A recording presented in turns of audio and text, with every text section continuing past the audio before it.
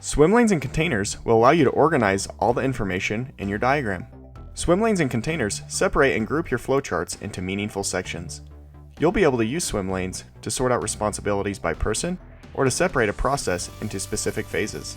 Let's start building a swimlane by dragging out a vertical or horizontal swimlane shape located in the container shape library.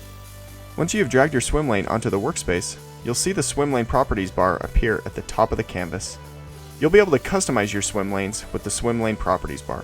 Properties bar will appear once you select all of your swimlanes or just one.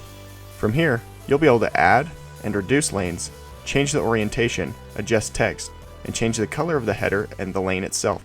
To change the header text, select the lane you want to edit, then double-click on the text to edit. It is important to note that swimlanes are container shapes.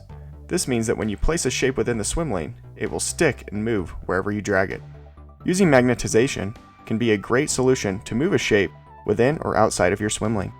To magnetize or demagnetize your swimlane, select the lane and then click the magnet icon that is located in your properties bar. When you are ready, you can move and resize lanes as you need.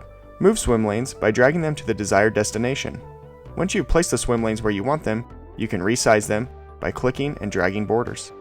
Do you need to add, move, or delete one of your swimlanes? No worries. Select the swimlane that you would like to interact with. Right-click and you will then be able to add, move, or delete the swimlane you have selected. You'll be able to insert a swimlane before or after and move left to right.